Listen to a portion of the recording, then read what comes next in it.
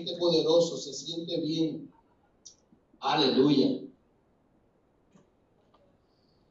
Ustedes se ven muy bonitos ahí sentados. Se ven espectacular. Yo entiendo que Dios ha hecho un trabajo poderoso en cada uno de ustedes, porque al aceptar a Jesús como nuestro Salvador, eso nada más nos rejuvenece. Eso nos quita por lo menos como 30 años. Si la gente supiera qué sucede cuando aceptamos a Jesús como nuestro Salvador, los gimnasios estuviesen más vacíos y la iglesia más llena. No necesitaríamos estar en los spas buscando. Me siento joven. En Cristo yo me siento joven. Gloria a Dios. Entonces, hoy he sido invitado a exponer la palabra para cada uno de los que están aquí presentes. Para los que no me conocen, mi nombre es Víctor Manuel Alejandro. Estoy felizmente casado. Mi esposa le envía un abrazo bien caluroso a la pastora Milady, le envía un abrazo. Llevamos 28 años de matrimonio. No me pregunten cómo lo he hecho Dios. Ha sido el que nos ha llevado y nos ha guiado a través de este camino tan hermoso que se llama matrimonio y de cómo poder trabajar con una familia. Y la realidad es que hacía tiempo que no subí este púlpito, varios años ya, desde la primera vez que prediqué aquí.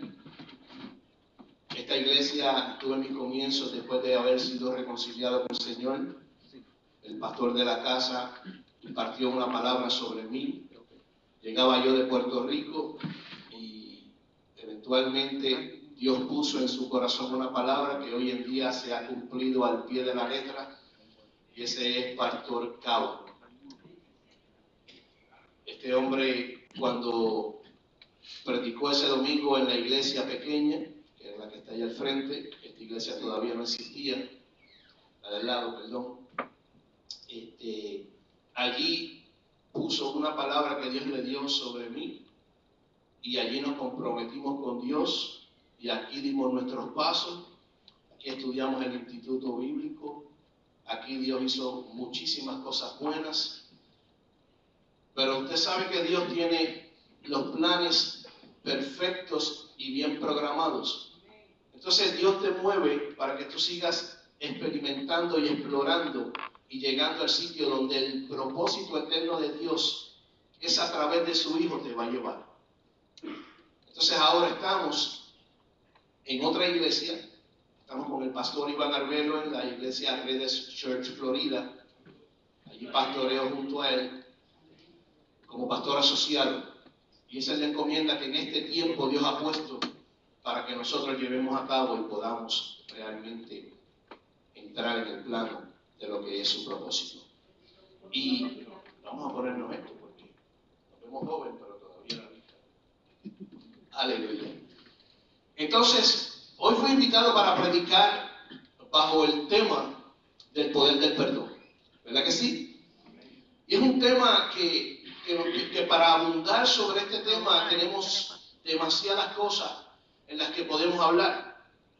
Es un tema donde se originó el Evangelio, porque de eso trata, del perdón. Cristo fue a la cruz del Calvario para que nosotros pudiéramos ser perdonados. Pero la realidad es que para hablar del perdón debemos hacer un recorrido que nos permita ver desde los comienzos la intención de Dios y cómo ésta trae el perdón a nuestra vida. Y quiero que usted le preste atención, porque podemos recordar, ¿verdad?, que había una manera en la cual se oficiaba el perdón en el Antiguo Testamento. Ustedes recuerdan eso, ¿verdad que sí?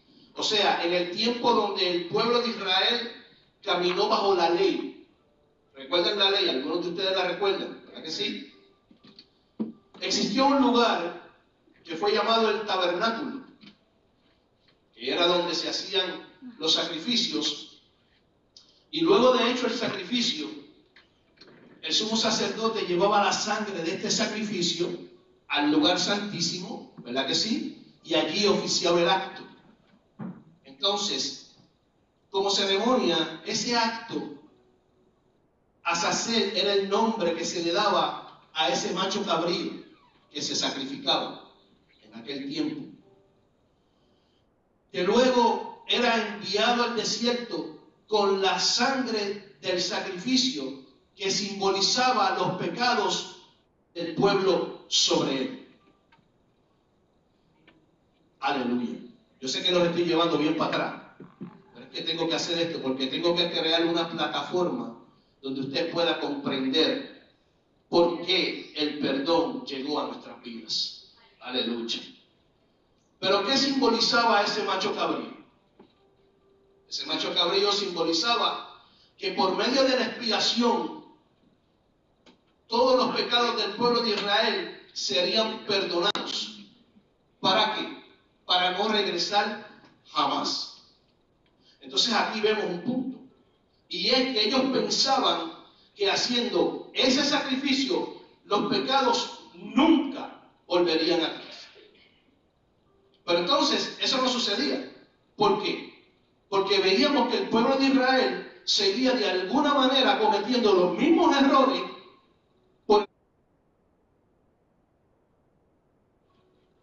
y lo podemos ver a través de la Biblia. En fin, para poder entonces traerlos más rápido y no dejarlos allá metidos. En fin, cuando vemos este acto, significa que no había ninguna manera que en la práctica de la ley hubiese alguien que pudiera nacer de nuevo en Cristo Jesús. ¿Cuántos dicen amén? ¿Por qué? Porque tenemos conocimiento de que hubo un sacrificio en la cruz del Calvario, ¿verdad que sí? Que fue hecho de una vez y para siempre. Mire cómo Pablo lo expone. Pablo lo expone en Gálatas 3:13 de esta manera. Dice, Cristo nos redimió de la maldición de la ley. ¿En qué era lo que caminaba el pueblo de Israel? En la ley, ¿verdad que sí? Dice Gálatas 3:13, Cristo nos redimió de la maldición de la ley, habiéndose hecho maldición por nosotros, porque escrito está, maldito todo es el que es colgado en un madero. Pero no tan solo nos lo dice de esa manera. Mire cómo lo dice en Gálatas 3:24, es diferente. De manera que la ley fue nuestro ayo para traernos a Cristo. En aquel tiempo la ley lo que hizo fue conducirnos al propósito eterno de Dios que Dios ya tenía previsto, los cuales los profetas habían profetizado. De manera que la ley fue nuestro ayo para traernos a Cristo, para que fuésemos justificados por la fe. Aleluya. Yo hubiese gritado, yo hubiese brincado de ese asiento. De otra manera lo menciona en Efesios 2:8 y dice, porque es por su gracia. Mucha.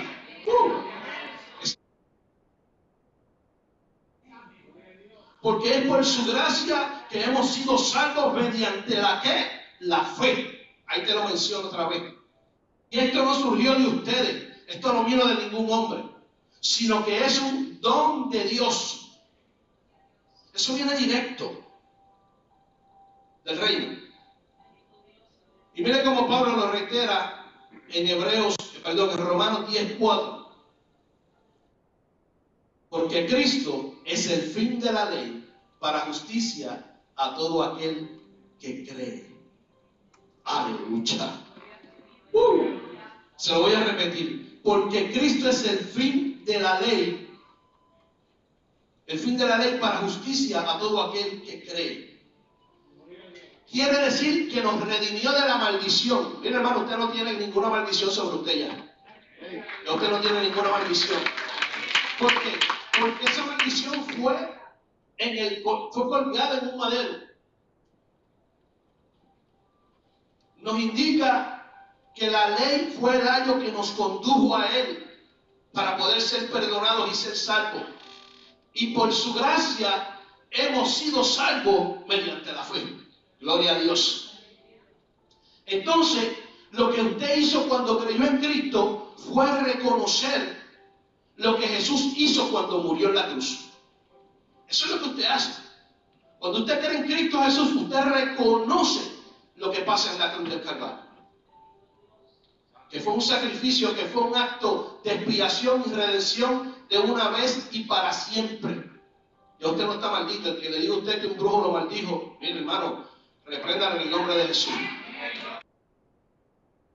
Mire cómo lo dice Efesios 3:12, en el cual tenemos libertad y acceso a Dios con confianza por medio de la fe en Él. Aleluya. Usted tiene total acceso y confianza a Dios. Usted se puede hincar en su casa, en su lugar secreto. Usted puede llegar aquí a la iglesia a orar. Usted tiene acceso en todo lugar y en todo tiempo, para que Dios pueda redimirlo una vez más. Mira hermano, cometemos errores.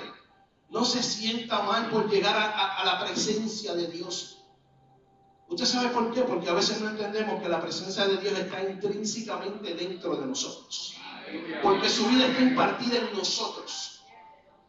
Nosotros tenemos que saber que nosotros tenemos la mente de Cristo y vivimos la vida de Cristo que nos fue dada ahí en la cruz del Calvario.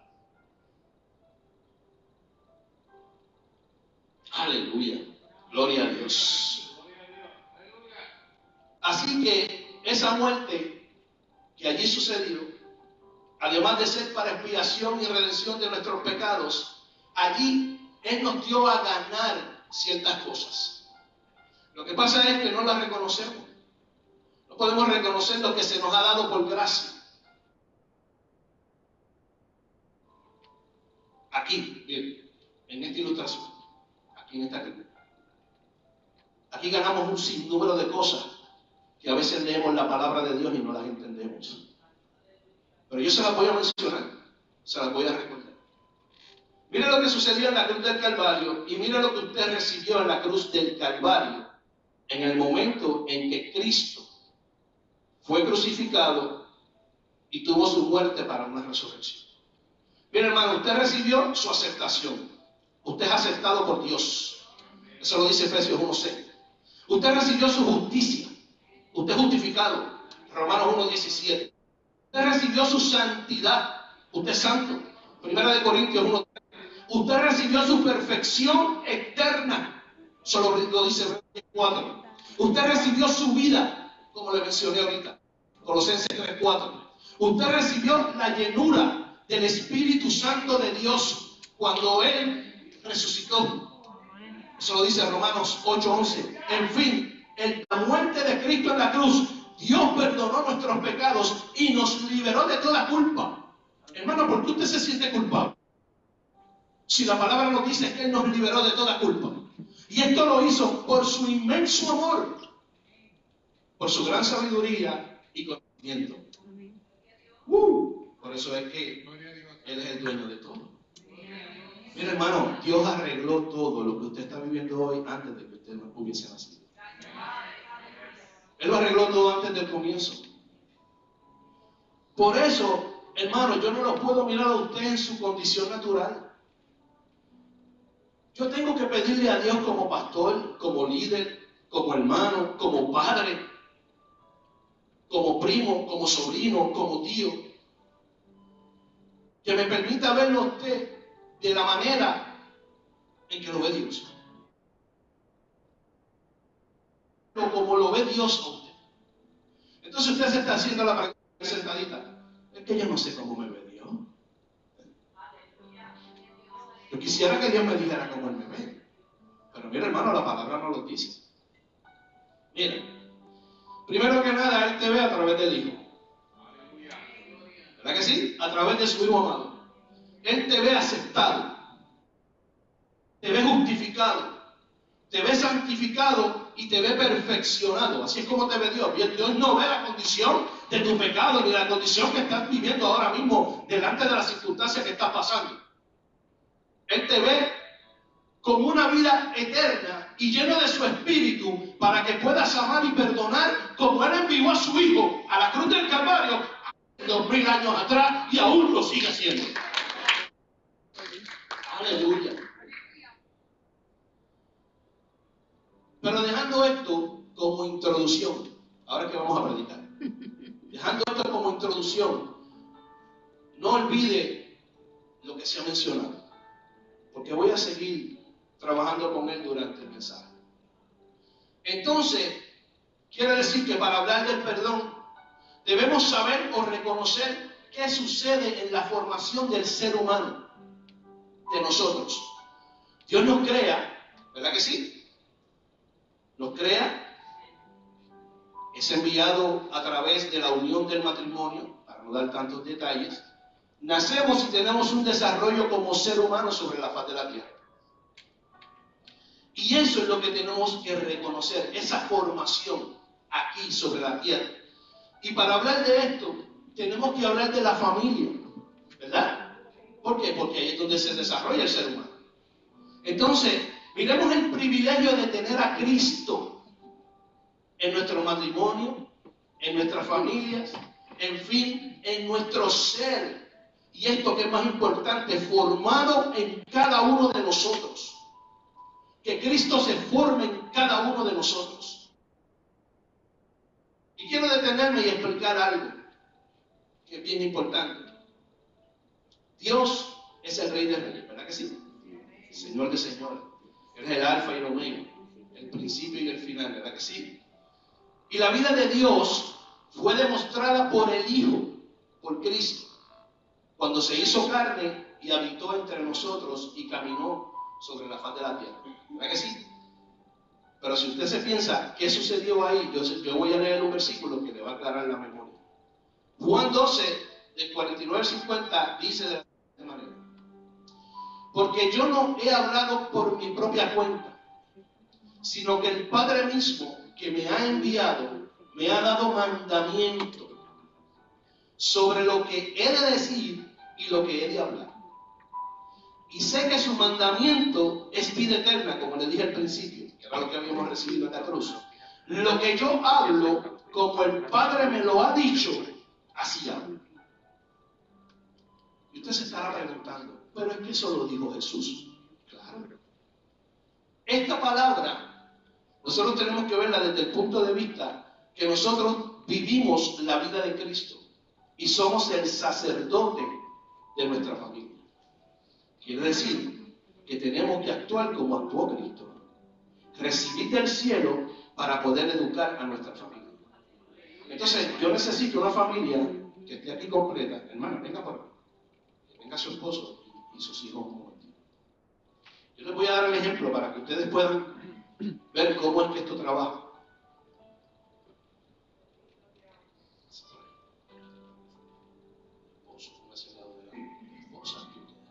Muy bien. Tenemos una familia. Él es el hombre de la casa, ella es la esposa, ellos son los hijos. Entonces, el matrimonio simboliza la unión de Cristo con su iglesia. Él es el sacerdote. Él, alineado al reino de los cielos, en Cristo, entonces tiene una conexión en el Espíritu con su ayuda idónea, la cual a ella le va a dar tranquilidad para que ella junto a él puedan entonces educar a los hijos, instruirlos en el camino, para que cuando aún fuesen viejos no se apartarán de él. Entonces, por la palabra, ellos comienzan a educar a sus hijos y de alguna manera que es perfecta, la que Dios creó, estos muchachos van a empezar a ser educados y a caminar por un camino en el cual en su subconsciente se va a grabar esta palabra, y cuando llegue el tiempo de ellos actuar, actuarán en la correcta perfección de la voluntad de Dios. Aleluya. Gracias, hermano. Entonces, dicho eso, quiere decir que ellos van a establecer unos principios bíblicos en la educación de estos niños para que ellos se puedan desarrollar en la escuela donde visitan, en el barrio donde viven, con quién se relacionan. Ellos van a ser completamente diferentes. Aunque la adversidad llegue a ellos van a tener una enseñanza como principio Entonces, quiere decir que los principios engendran ¿qué? Engendran métodos. Engendran métodos, porque si usted engendra un buen principio en un niño va a actuar de una manera diferente a los demás que no tienen el mismo principio que él. Pues entonces los principios engendran métodos. Y usted se estará preguntando, ¿pero qué es un método? Miren lo que es un método. Un método es un modo ordenado y sistemático de proceder y llegar a un resultado o un fin determinado. O sea, un procedimiento que se sigue para conseguir algo. Tiene la intención de hacer algo bien hecho, ese método. Y la mayoría de las veces vemos crianzas en matrimonios disfuncionales que viven juntos, pero no están juntos. Por eso es que Cristo es necesario en la familia. Y así mismo va la misma manera de la formación de los niños. No tienen un principio para desarrollar un método que los lleve a un buen resultado. Encontrándose en hogares que lo único que oyen es: tu papá me maltrata. Yo no sé si usted ha tenido amigos que le dicen eso. Tu madre es una alcohólica. Y suena pesado.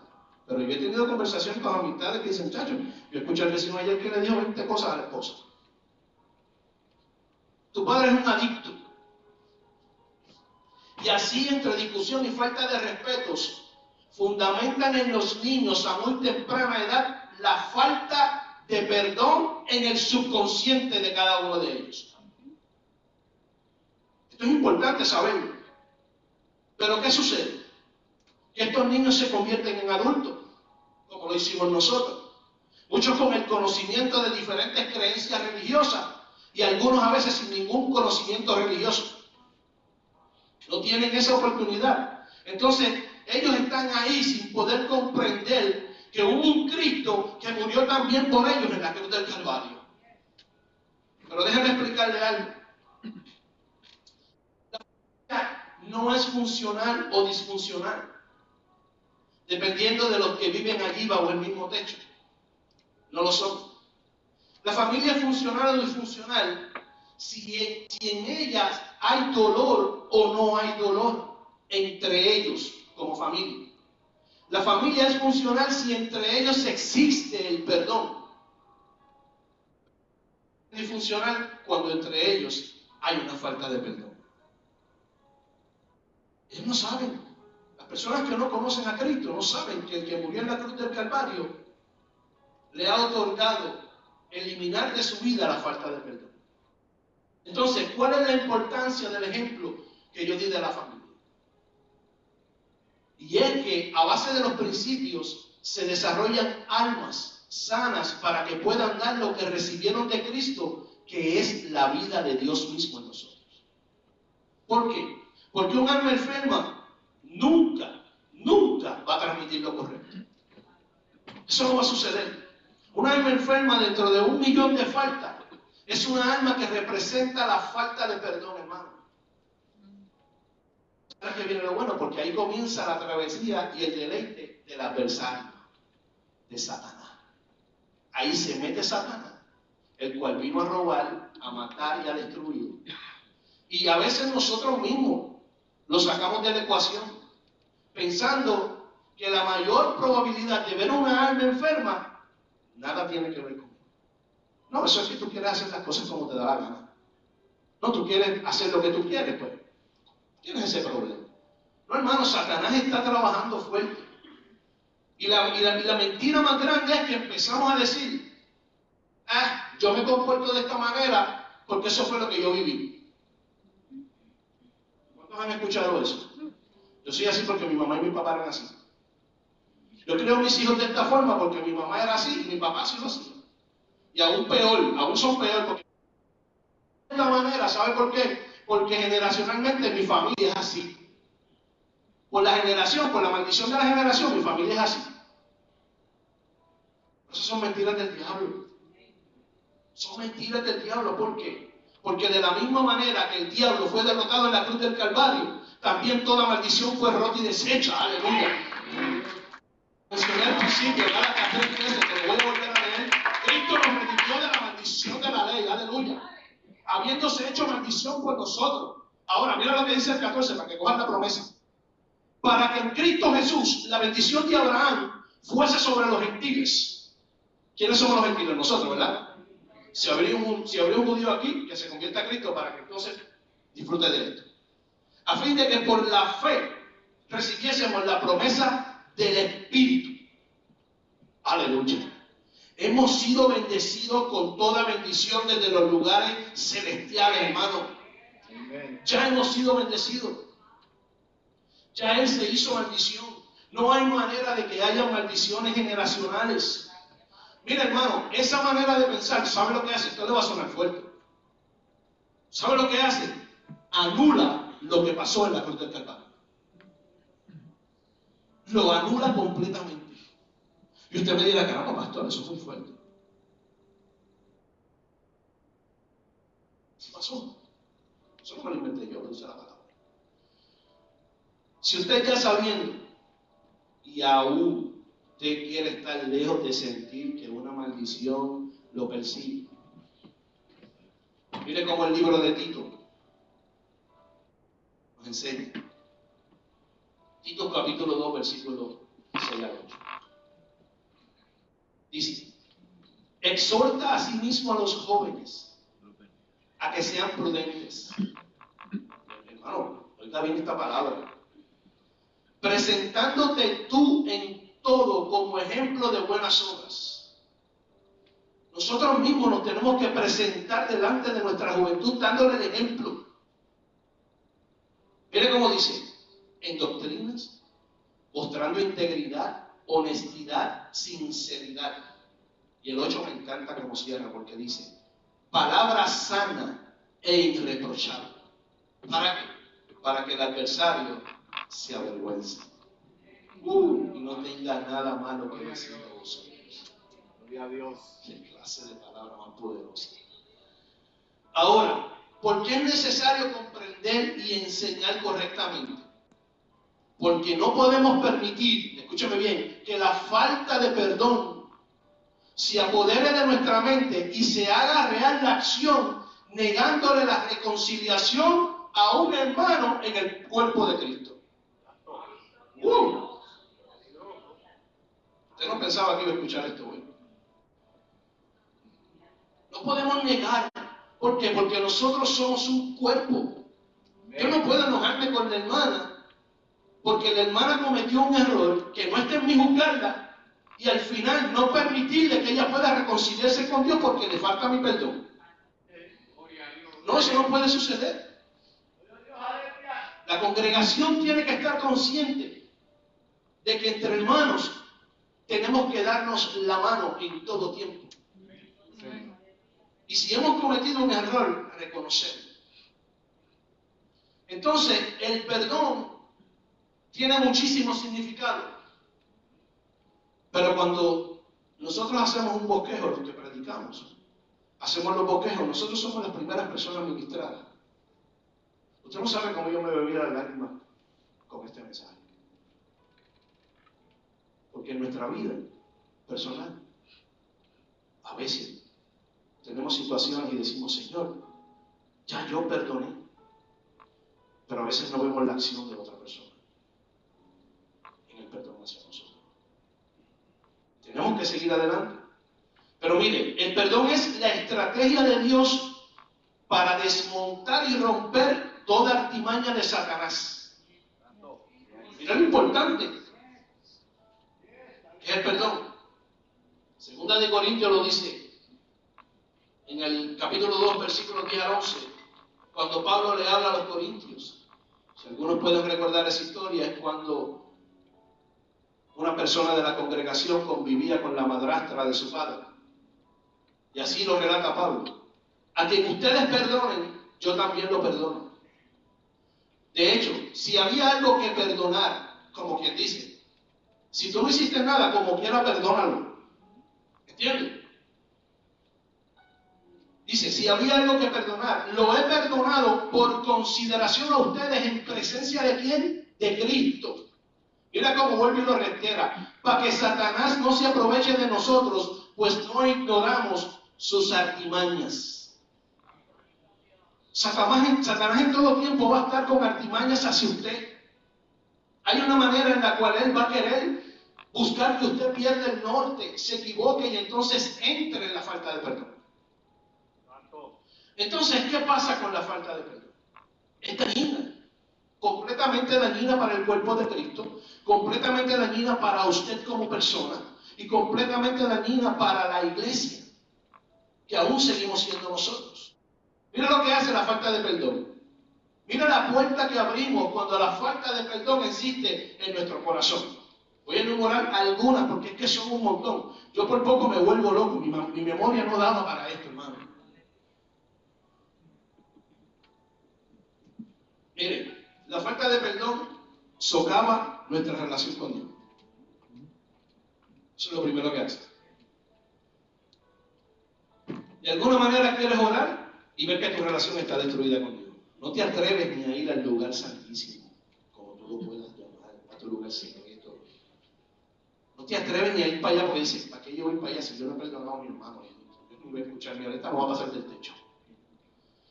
Mira, hermano, la falta de perdón, viene lo que pasa en los matrimonios, que son la institución que simboliza la unión de Cristo con su iglesia. La falta de perdón los destruye, los hace canto. Aún en las iglesias vemos matrimonios destruidos. Tenemos que educar a los matrimonios de la iglesia para que la falta de perdón no exista entre ellos. Yes. Pero hermano, la falta de perdón destruye el amor mutuo que se supone que debe caracterizar a un cristiano. Mira lo que la falta de perdón hace. La falta de perdón destruye el testimonio cristiano. Las personas de afuera, al ver la falta de perdón en nosotros, ahora tienen una mala impresión y un mal testimonio de nosotros, hermano. Mire qué importante es esto. Y el detalle es que le damos razones. ¿Para qué? Para no querer entrar y ellos entonces pueden decir, yo rechazo tu fe porque tú no tienes manera de cómo perdonar a los demás. Peligroso. Aleluya. Gloria a Dios. Mire, hermano, la falta de perdón ha destruido y ha dividido iglesias. No hay un instrumento más divisivo que la falta del perdón.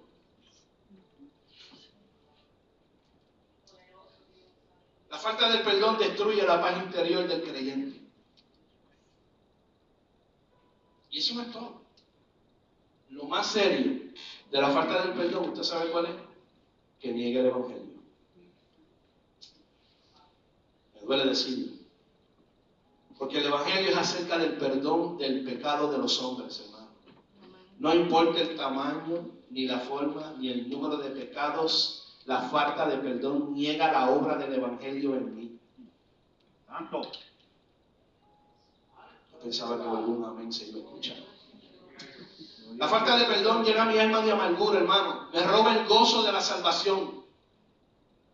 Eso no lo podemos permitir.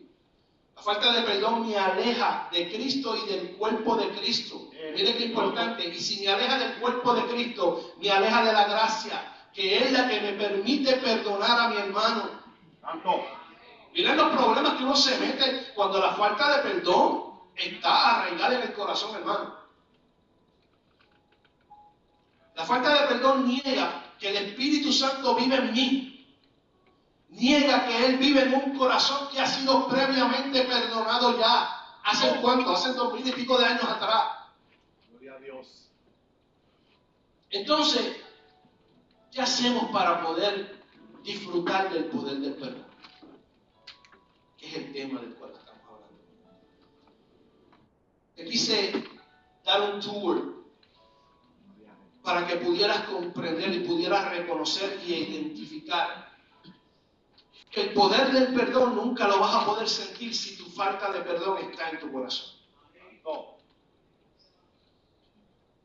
Entonces, ¿qué hacemos para poder disfrutar del poder del perdón?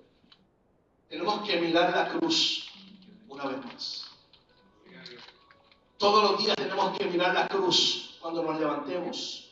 Porque allí en la cruz fue que Él destruyó la enemistad que había entre Dios Padre y nosotros que hoy somos sus hijos. ¿Y cómo destruyó el enemigo? Por el poder del perdón. Removió la pena de pecados y lo hizo a través del poder del perdón. O sea, que perdonar como perdonó Dios. Oiga esto. Cristo es la vía que llega a la tierra para recibir el perdón de Dios. Porque el propósito eterno estuvo ahí siempre en el Hijo. Cuando nosotros perdonamos como Dios perdona, hace que desaparezca la falta de perdón en tu vida. Es la única manera de llevar a cabo el acto que te devuelve la oportunidad de ser libre. Te da la capacidad de poder volver a amar y a sanar el alma. Te dije al principio que una alma sana podía dar lo que recibió de Cristo, que es la vida de Dios. Aleluya. Te lo explico mejor. Te lo voy a explicar mejor y con esto cerramos. Te lo voy a explicar judicialmente. Quiero que me escuches bien. Dios el Padre presenta la ley, Él representa la autoridad. Satanás es el fiscal. El Hijo de Dios es el abogado. Y el ser humano, que somos nosotros, los acusados. Legalmente, Cristo pagó por nuestros pecados, entonces ya todos pagamos. Él pagó por todos nuestros pecados. Quiere decir que ya todos pagamos. Legalmente, si una deuda está paga, no se puede acusar por un mismo delito al acusado. Aleluya. Poderoso está. Acusar a una persona 2 veces por un mismo delito sería un double jeopardy. Está establecido en la Corte. Porque no se le puede acusar 2 veces por lo mismo. O sea, Dios sería injusto si se volviera a cobrar por la deuda y el sacrificio no sería suficiente para Él. Lo cual para Dios es más que suficiente el sacrificio que sucedió en la cruz del Calvario. Aleluya. La falta de perdón ya desapareció en el sacrificio de la cruz. Entonces, ¿por qué seguimos en la práctica del mismo? Yo no sé si tú has podido entender esta palabra, pero yo quiero que tú te pongas de pie.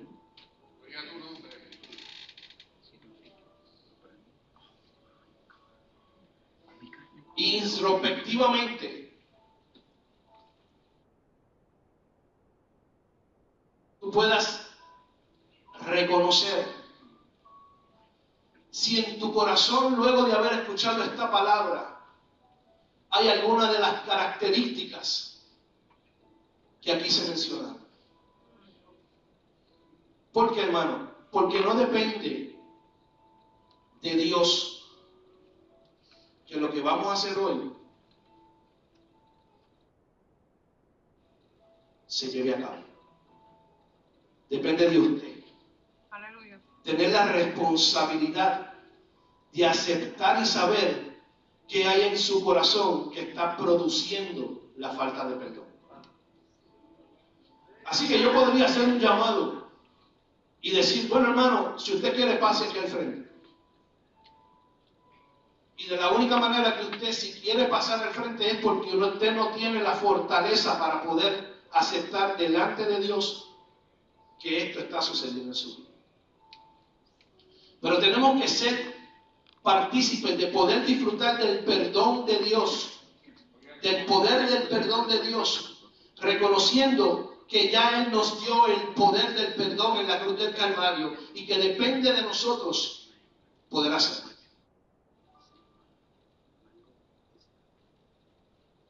Si usted quiere levantar su mano, yo voy a hacer una oración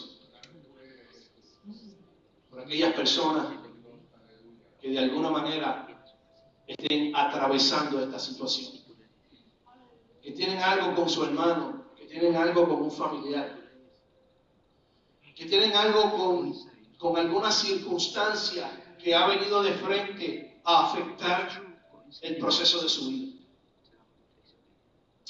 Para que Dios sea más que misericordioso y trabaje con su asunto.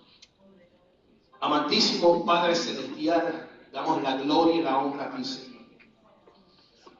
Venimos delante de tu presencia, Señor, sabiendo que tu presencia está dentro de nosotros, Padre. Pero nuestra humildad es tanta que tu palabra dice que tú al humilde lo miras de cerca, Padre.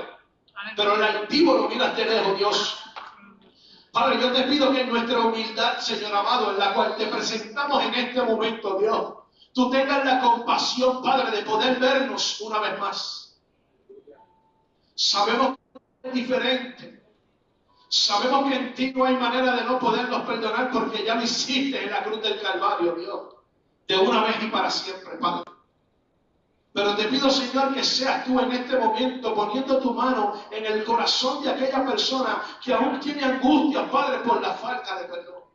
Permítele disfrutar del poder del perdón, que es ser libre, Padre, que es tener la oportunidad de poder volver a amar, Señor amado.